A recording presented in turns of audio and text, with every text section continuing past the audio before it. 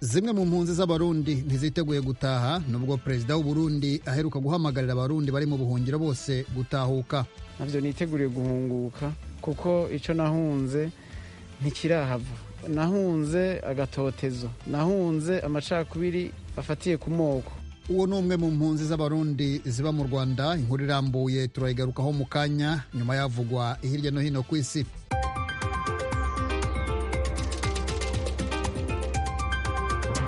Thomas Kamelindi ni wowe waduteguriye amakuru yo hirya no hino ku isi. Umwanya no wawe. Jeffrey, ndagushimiye kandi ndagushuhuje. Namwe nshuti z'ijwi rya Amerika mwabonye butandukana. Duhere mu Burundi aho perezida wa Repubulika Evariste Ndayishimiye yaraye yashyizeho guverinoma ye ya mbere nk'uko bigaragara ku iteka we na minisitiri w'intebe Alain Guillaume Bunyoni bashyizeho umukono ejo ku cyumweru. Iyi leta igizwe n'abaminisitiri 15. Batanu bari basanzwe muri guverinoma: n'uw'imari ya leta, uw'uburezi, uw'ubuzima, uw'ibidukikije n'uw'umuryango wa Afurika y'Uburasirazuba EAC. Minisitiri w'ububanyi n'amahanga ni mushya, ni Ambasaderi Albert Shingiro wari usanzwe ahagarariye Uburundi mu muryango w'abibumbye. Minisitiri w'ubutegetsi bw'igihugu n'umutekano wa rubanda nawe ni mushya, ni Commissaire de Police Chef Gervais Ndirakobuca uri ku rwego rwa generali, kimwe na minisitiri w'intebe Bunyoni nawe ari mu Barundi bafatiwe ibihano n'umuryango w'Uburayi bwunze ubumwe na Leta Zunze Ubumwe za Amerika, babarega guhohotera uburenganzira bw'ikiremwamuntu.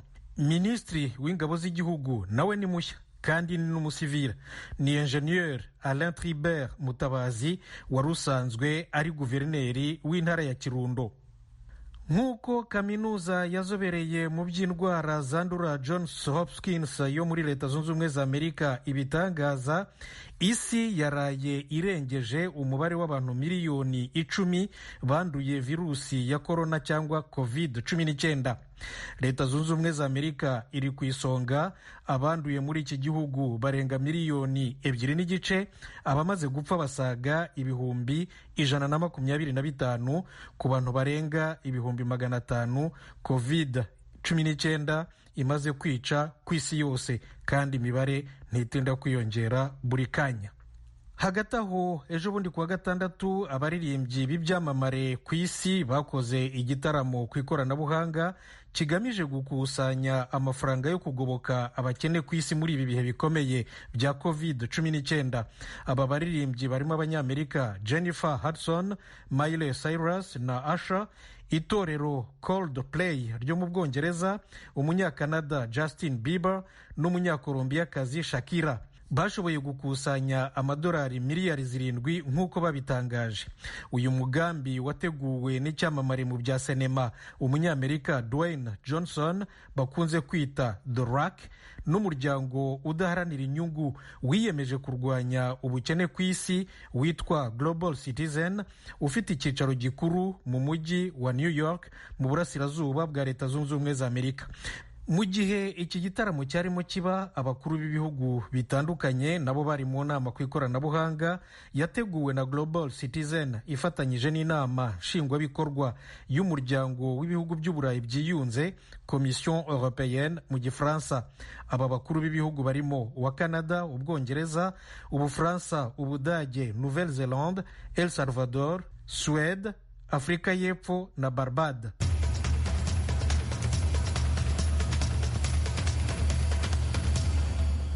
Muteze amatwi radiyo ijwi rya Amerika ivugira Washington DC mu Kirundi n'Ikinyarwanda. Noneho tujye muri Afurika, by'umwihariko muri Repubulika Iharanira Demokarasi ya Kongo hari umwuka mubi muri leta. Minisitiri w'Intebe Sylvestre Ilunga avuga ko guverinoma ye ishobora kwegura. Intandaro n'ifatwa rya Minisitiri w'Ubutabera Celestin Tunga. Kuwa gatandatu abashinjacyaha b'urukiko rusesa imanza bamutaye muri yombi, bamumarana amasaha make bamuhata ibibazo. Nyuma yararekuwe arataha nta dosiye bamukoreye. Mu itangazo yashyize ahagaragara, Minisitiri w'Intebe avuga ko ibi ari ibintu bikomeye byari bitarabaho na rimwe kandi ko bishobora guhungabanya guverinoma n'izindi nzego z'ubutegetsi. Asaba Perezida Tshisekedi kubaha abaminisitiri hakurikijwe amategeko. Ati nta n'umwe muri bo ugomba kujyanwa mu bucamanza kubera ibitekerezo bye yatangiye mu ruhame mu nama y'abaminisitiri. Aha Silvestre Ilunga aratunga urutoki intonganya zabaye kuwa gatanu mu nama y'abaminisitiri nk'uko ibiro ntangazamakuru bitandukanye bibyemeza, hagati ya Perezida Tshisekedi na Minisitiri Tunga bapfa kutumvikana ku mushinga wo kuvugurura ubucamanza.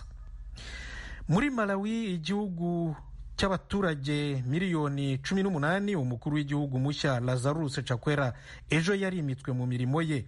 Chakwera afite imyaka 65 y'amavuko, amaze imyaka 7 ayoboye ishyaka MCP ryategetse igihugu imyaka 30 rikiri rimwe rukumbi ku ngoma ya Kamuzu Banda kuva mu 1964 kugera mu 1994. Lazarus Chakwera afite manda y'imyaka 5 yatsinze perezida ucyuye igihe Peter Mutharika mu matora. Muri Libani, minisitiri w'ububanyi n'amahanga Nasif Hiti yahamagaje ambasaderi wa Leta Zunze Ubumwe za Amerika i Beirut umutegarugori Dorothy Shia ngo amwitabe kuri uyu wa mbere saa 9, bari ku isaha imwe no mu Rwanda no mu Burundi. Ibinyamakuru byo muri Libani bivuga ko ashaka kumwiyama kubera ko ngo yivanga mu bibazo bwite bya Libani.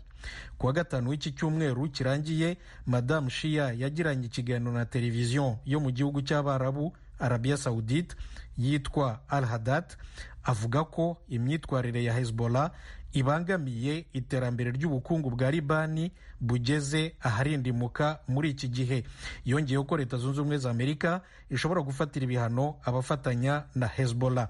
Hezbollah ni umutwe ufite igice cy'igisirikare n'igice cya politiki, niyo ikomeye muri guverinoma ya Libani. Dusoreze muri Leta Zunze Ubumwe za Amerika, aho polisi y'umujyi wa Louisville muri leta ya Kentucky rwagati mu gihugu ivuga ko yarayitaye muri yombi umuntu ikekaho kurasa mu baturage bari mu myigaragambyo yo kwamagana urugomo rwa polisi ku birabura yateguwe na Black Lives Matter, bishatse gusobanura ngo ubuzima bw'abirabura bufite agaciro. Imyigaragambyo yabaye ejo bundi kuwa gatandatu mu mugoroba nk'uko polisi ibisobanura. Uyu nguyu warashe yitwa Steven Nelson Lopez, yishe umuntu umwe mu bigaragambyaga.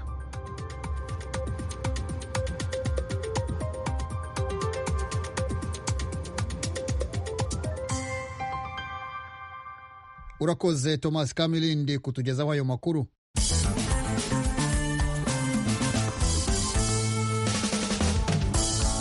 Amakuru avugwa hirya no hino ku isi tuyahere mu Rwanda, aho bamwe mu Barundi bari mu buhungiro muri icyo gihugu bavuga ko batiteguye gutaha nubwo perezida mushya w'u Burundi aherutse gusaba impunzi zose z'Abarundi ziri mu mahanga gutahuka bakubaka igihugu.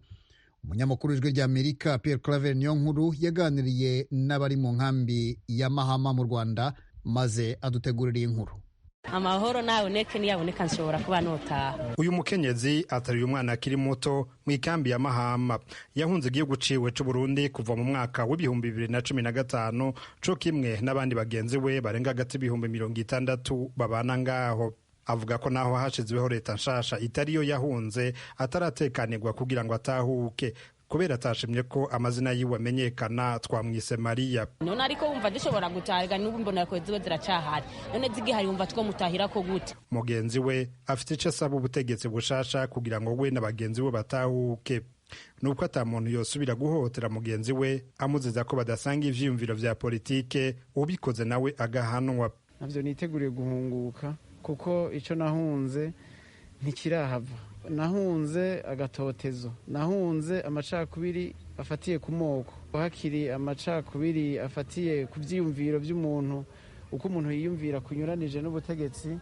Ubutegetsi bushasha bwa mbere bwo kwihutira gufata bajya abantu bimbonera kure bakabashira munsi y'ubuyobozi bwabo, kuko harimo imbonera kure zirusha ubutegetsi buramatari. Ca wibaza nk'umunyagihugu mutoyi wewe. Aho ni nyuma yaho leta nshasha irongowe n'umukuru w'igihugu Evariste Ndayishimiye itereye akamo abahunze bose gutahuka kubaka igihugu. Yabivuze ariko arimikwa mu mabanga yiwe. Twifuza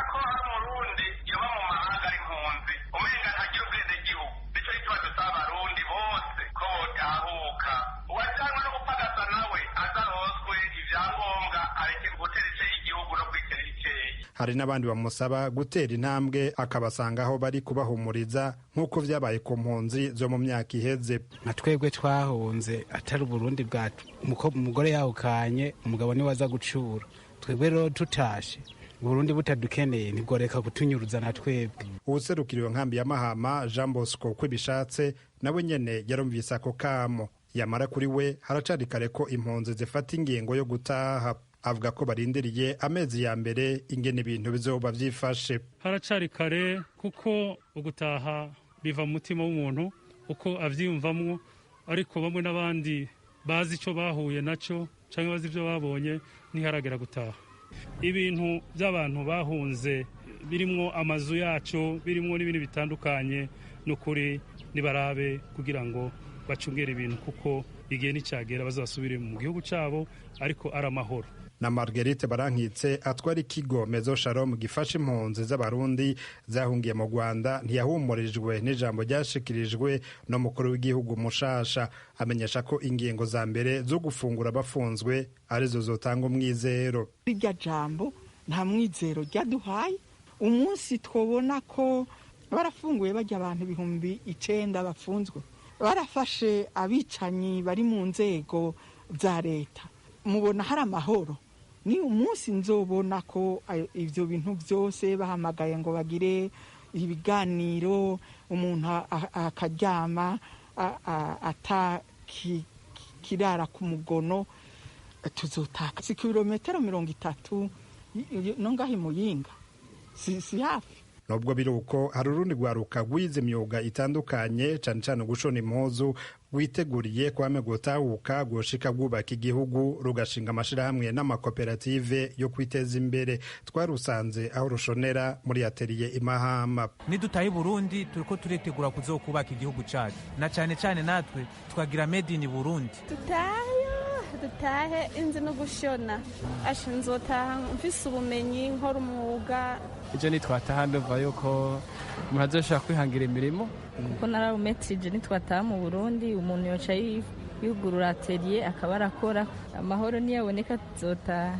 Icamwe mpuzamakungu gitaye impunzi HCR rivuga ko kuva mu mwaka w'2017 rimaze gutahukana abarundi barenga 86,000 bavyifuza, bavuye hanini muri Tanzania. N'ubu byemeza ko uwo bisaba atakibuza ko rizomufasha guhunguka ahazoba ari hose. Ico bikoze ibitigiri vy'iryo shiramwe HCR vyerekana ko n'ubu hakira bagihunga umutekano muke. Kuva umwaka utanguye HCR rivuga ko abarenga gato 3,240 bamaze gusaba ubuhungiro mu bihugu bitandukanye, cane cane mu Rwanda, muri Kongo no mu Buganda. Ku bw'iryo shirahamwe ubu impunzi z'abarundi ziharugwa mu bantu barenga gato 33,500. Pierre Claver niyo nkuru, Kigali, ku bw'ijwi ry'Amerika. Urakoze Pierre Claver niyo nkuru. Turacyari mu Rwanda mu gihe hagiye gutangira umwaka mushya w'ubwisungane mu kwivuza buzwi nka mituweli. Hari abaturage basaba leta ko yabagoboka ikabatangira amafaranga y'imisanzu kuri ubu bwisungane. Bavuga ko nta bushobozi babona bitewe n'icyorezo cya virusi ya korona cyahagaritse imirimo bakuragamo ibibatunga n'andi mikoro. Ni inkuru y'umunyamakuru w'ijwi ry'Amerika Asumuta Kaboyi. Guverinoma yasabye abaturage bose bivuza hakoreshejwe mituweli kuba bamaze kwishyura imisanzu yabo bitarenze itariki ya 30 z'uku kwezi kugira ngo bazabashe kwivuza mu mwaka mushya wa mituweli uzatangira n'itariki ya 2 z'ukwezi kwa karindwi uyu mwaka. Imibare ijwi ry'Amerika ryahawe n'ikigo cy'igihugu cy'ubwishingizi RSSB igaragaza ko abanyarwanda bangana na 28% aribo kugeza ubu bamaze kwishyura umusanzu wabo. Hari bamwe mu baturage babwira ijwi ry'Amerika ko kugeza ubu batarabasha kwishyura ubwisungane mu kwivuza kuko icyorezo cya virusi ya korona cyahagaritse imirimo yabo bakuragaho amafaranga. Aba nabaganira n'ijwi ry'Amerika mu karere ka Bugesera mu ntara y'Iburasirazuba. Korona yaduteje ibibazo byinshi. None se ko twahingaga ibijumba kubijyana ukabigurirwa nande bose bicaye ntawe uri gukora ko korona itaraza. Byenda wagiye gushakisha wahinze icyo kijumba wakimuhaga yagukubita nka sengiza ukayashyira hariya, nejo washakishiriza handi ugashyira hari ukabona mituweli. None ibyo ntibyabayeho muri ibi. Imbarane nuko nta kazi twabonye ngo dukore, n'imirimo twari turimo nayo igahagarara, nicyo cyatumye amafaranga abura yo kwishyura mituweli. N'akazi kakomeje kuba danje kubura cyane, kandi abana na konti iri gukomeza yiyongera. Ntabwo tuzi neza ko byibuze bizagera igihe bikoroha. Nahuye na corona da none se umugabo yavaga ku mbuga akajya gushakisha akansiga imuhira kuko nabyo abana babiri b'impanga, ubwo akajya gushakisha yimbazanye nk'iyo 2 cyangwa 5 turarya 1500 yabike turengera iki ya mituweli, none ntari kuboneka. Ubwo ubwo siravuga ko corona yambangamiye. Aha niho abaturage bahera basaba leta kuba yabagoboka bagahabwa ubwisungane mu kwivuza kuko aho bakuraga ifaranga hatakiboneka. Nanjye ngababaze ubu nzajya gukorera amafaranga nishoboye, nzajya kugira nkababwira nari kubona mu ndenganya ko kubu nzabuze mugira ngo nyakure hehe koko harema bahabwa ngo ayayupu ndekadanayo baba ndanashaje ndabyihorerane n'inshaka ntaho ubu gutya mpagaze wamfungiye igiceri cy'ijana mu nzu n'ibishyimbo ngiye gutekana uyu mubyeyi wabimpaye, ngiye nk'iki cyaba kimbangamiye ni mituweli. Bamfashishije iyo mituweli hoho byaba bingobotse. Mu ntangiriro z'uku kwezi leta yari yatangaje ko nta munyarwanda n'umwe utaragezweho n'ingaruka z'icyorezo cya COVID-19, bityo ko nta n'umwe ukwiye kwirengagiza gutanga ubwisungane mu kwivuza. Ubwo hatangizwaga ubukangurambaga kuri mituweli, umunyamabanga wa leta muri Minisiteri y'Ubutegetsi bw'Igihugu ushinzwe imibereho myiza y'abaturage Madamu Nyirarukundo Ignatienne yavuze ko nta mpamvu n'imwe yabuza umunyarwanda gutanga ubwisungane mu kwivuza. Nta mpamvu yo kutishyura mituweli. Iyo ari yo yose yashakirwa igisubizo, nk'uko utakwirirwa utanyweye amazi, nk'uko utareka guhumeka. Nibyumvikane ko ubwisungane mu kwivuza ari ubuzima. Mituweli bari yiza mbere y'ibindi byose. Impamvu zo zirashakwa, zishobora no kwiyongera cyangwa zikagabanuka, ariko twumvikanye ko nta mpamvu n'imwe yagatumye utagira ubwishingizi mu kwivuza. RSS bisobanura ko kuri ubu abaturage 28% aribo bamaze kwiyandikisha no kwishyura ubwisungane mu kwivuza bw'umwaka wa 2020-2021. Iki kigo gishinzwe ubwiteganyirize mu Rwanda kikemeza ko bashyize imbaraga mu bukangurambaga bifashishije itangazamakuru, itumanaho rya telefone n'indangururamajwi mu baturage, kubera ko bitagishoboka muri iki gihe guhuza abaturage benshi ngo bahabwe ubutumwa. Leta isobanura ko umuntu wese uzajya yishyura ubwisungane azajya ahita yivuza hatabayeho gutegereza ukwezi nk'uko byahoze. Kwishyura mituweli kandi bikorwa hashingiwe ku cyiciro cy'ubudehe umuturage abarizwamo. Abo mu cyiciro cya mbere bishyurirwa na leta amafaranga 3,000 ku muntu, abo mu cyiciro cya kabiri n'icya gatatu bakishyura 3,000, naho abo mu cyiciro cya kane bo bishyura amafaranga 7,000. Asumta Kaboyi, Ijwi ry'Amerika, i Kigali. Urakoze Asumta Kaboyi. Umuryango uharanira amahoro n'ubwiyunge witiriwe Kizito Mihigo KMP wateguye irushanwa Mihigo Arts Peace Map ryo kwigana indirimbo ze mu rwego rwo gushimangira umugambi w'amahoro mu Rwanda. Iryo rushanwa rizatangira kuwa 3 w'iki cyumweru dutangiye. Mu kiganiro rero cyihariye, umuyobozi mukuru wa KMP Delphine Uwituze yagiranye n'Ijwi ry'Amerika arasaba ko izina rya nyakwigendera Kizito ridakoreshwa ku nyungu za politike. Delphine Uwituze yavuganye na mugenzi wacu Venuste Nshimiyimana, aratangira asobanura icyatumye iryo rushanwa ritegurwa. Iryo rushanwa ryo guhatanira igikombe cyiswe Mihigo Art Peace, igikombe cyamwitiriwe, rigamije gushyira mu bikorwa inzozi ze zo guhitamo gushyigikira no guteza imbere abahanzi b'amahoro b'ejo hazaza. Kuri inshuro ya mbere rero iri rushanwa rizakorwa gusa mu gusubiramo indirimbo za Kizito Mihigo, kandi abantu bose baratumiwe, yaba abana, abajene n'abakuze, mu rwego rwo kumwibuka, kumuha icyubahiro akwiye no gusigasira umurage wadusigiye w'ubuhanzi mu gutanga ubutumwa bw'amahoro. Mwebwe nka KMP muhagaze he ku rupfu rwa Kizito Mihigo? Muruvuga wiki ko kugeza ubu mutigeze mugira icyo mutangaza? Twebwe nka KMP urupfu rwa Kizito Mihigo rwaratubabaje, rwadushinga imitima, kandi natwe gusa, ariko kubera ko rwateje impagarara, hamariye kwitaba Imana, abantu habayeho guhangana, habayeho guterana amagambo.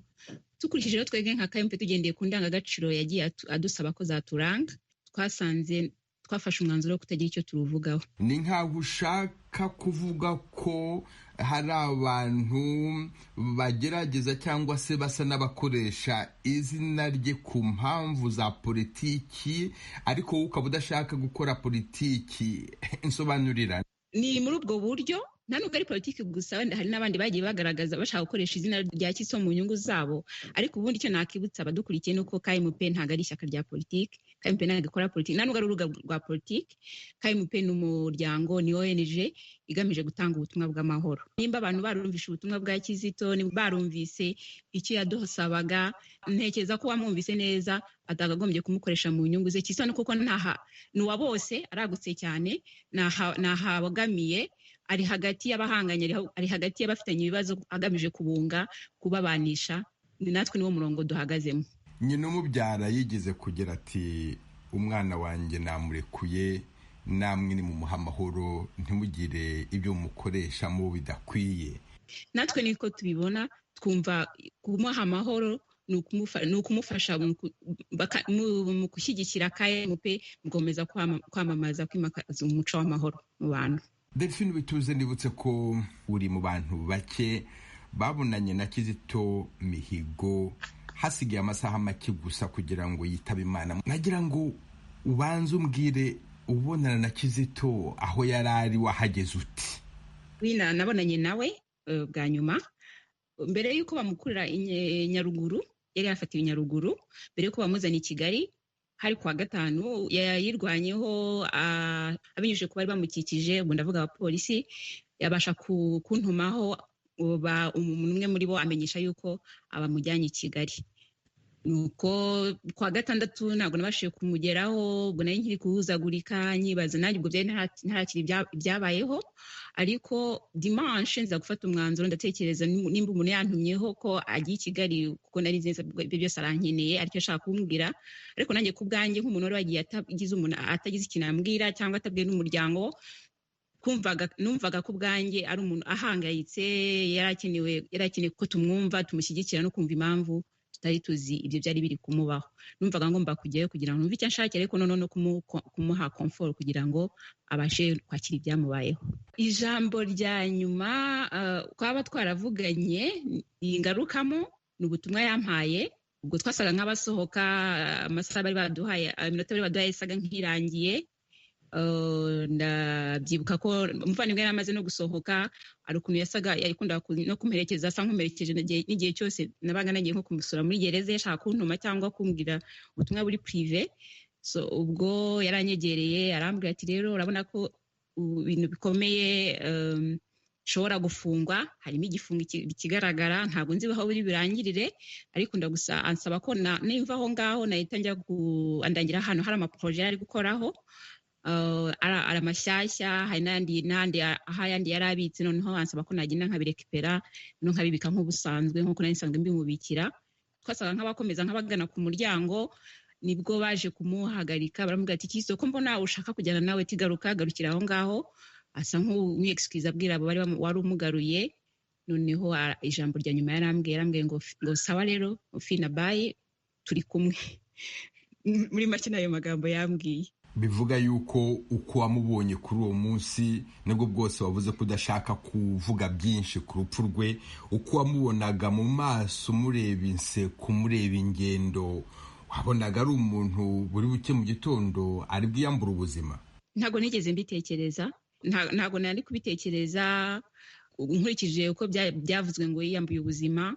Ntabwo nge nabihagararaho, kubera yuko n'ubundi busanzwe Kizito bibazo yari arimo akiri muri gereza bwa mbere. Twajyaga kumusura ugasanga arakomeye, niba yabaga afite ikibazo gikomeye twebwe ahubwo duhangayitse, wabonaga akomeye. Yageragezaga guproteje abantu be, atabereka ko hari ikibazo afite. Ntekereza rero ko ngenera impamvu ntashobora kuba ntabibona, kandi uburyo yatwigaragarije, tuganiriza aseka, noneho ugatangira no kutuganiriza tugati njyewe ndi ready, ngiye kurya uburoko, voilà, atangira no kubara imyaka. Nuko namubonye, ntabwo nari gukeka ko buri buke yapfuye.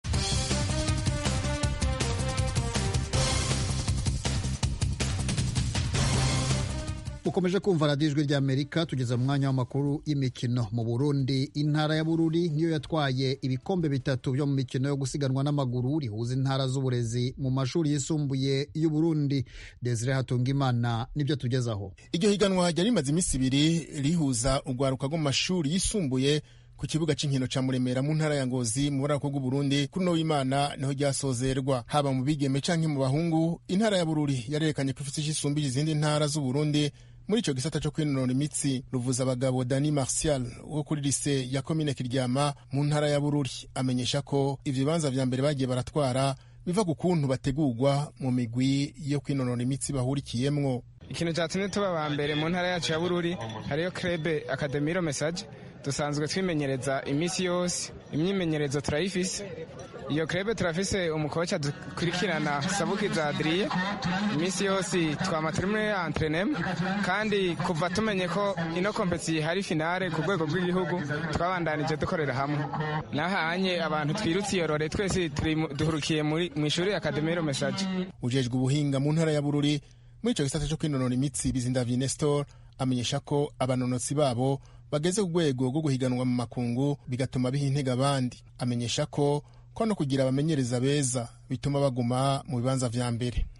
Akabirya nuko dufise amaklebe, hari amaklebe y'atletisme atatu, hari y'Isonga ya komine Songa, hari ya komine Rutovu, hakaba n'iya komine Byanda. Izo rero nizo zituma turonka abatlete benshi, n'amaklebe atuma baguma biyantrena, baguma basubiramwo, bakaguma biyantrena. Nico gituma bamwe baba bambe ni question d'entraînement. Abo b'amaklebe bakunda kuja hanze, les compétitions zo hanze barazikurikira, hari n'abenshi bamaze kujabuka, hari abajabutse n'abandi baca bibendereza bagacagomba kuzogenda.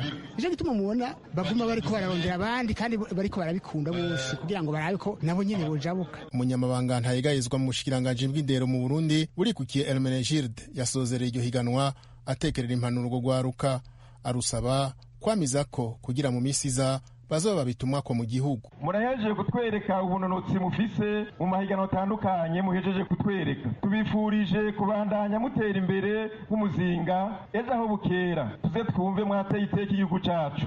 Ishusho Uburundi bufise mu bijanye n'amahiganwa yo kunonora imitsi n'izi zimangane.